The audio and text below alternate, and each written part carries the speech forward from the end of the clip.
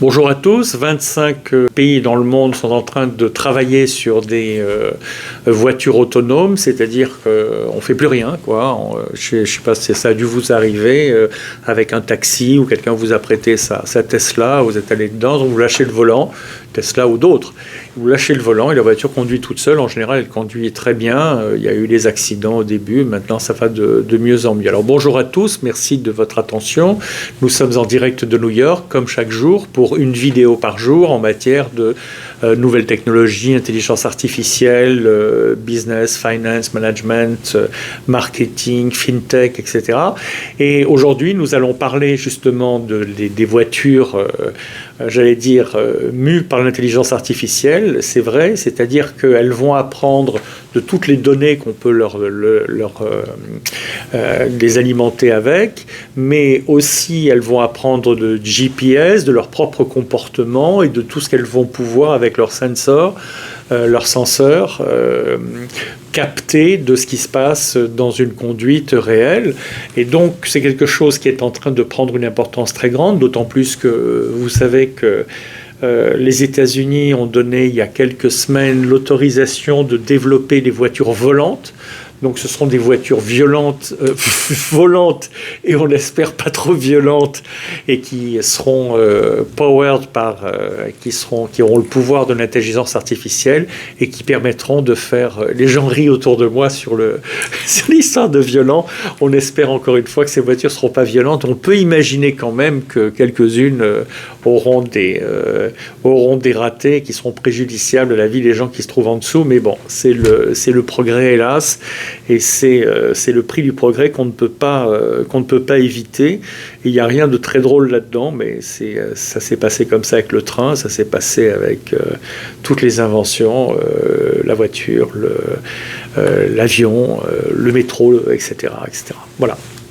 Donc, ces voitures sont équipées d'un système de GPS, elles peuvent se retrouver où elles sont bien sûr, savoir où elles vont aller, et puis utiliser tous les outils qu'elles ont à bord et tout ce qu'elles vont acquérir pour avancer de cette manière-là. Alors, les voitures vont vous parler, elles vous parlent déjà, elles vont parler encore plus, et puis vous allez parler à la voiture, ça évitera beaucoup de passer par des médiums qui sont comme les boîtes de vitesse ou la pédale d'accélérateur, etc., etc. Donc petit à petit, ça va se développer. De la même manière que ça s'est développé dans les smartphones, où de plus en plus on parle à son ordinateur, à son smartphone, et on lui demande de faire telle ou telle tâche, de donner telle ou telle donnée, etc.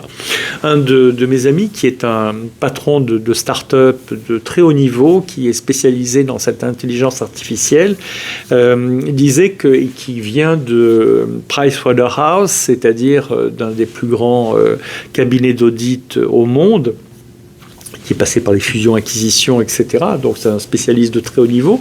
Il disait, avec mon équipe, quand un client nous demandait, une grande banque, Goldman Sachs ou Morgan Stanley, nous demandait des statistiques et de les interpréter, par exemple de savoir s'il faut développer le marché la concentration de Goldman Sachs en matière de fusion-acquisition en Inde, par exemple, où il vaut mieux stabiliser le marché et se tourner vers la Chine, ils utilisaient beaucoup de données. Donc ils allaient prendre les données que Goldman Sachs mettait à leur disposition, ils les analysaient, ils rendaient à Goldman Sachs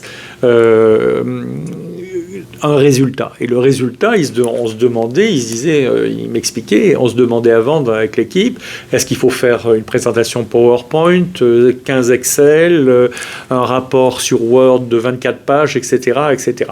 Et alors, il fallait à peu près 3 semaines déjà pour arriver à bien comprendre ce que voulait le client et à le formaliser en langage ordinateur, en coding, pour demander à l'ordinateur de retrouver toutes les données.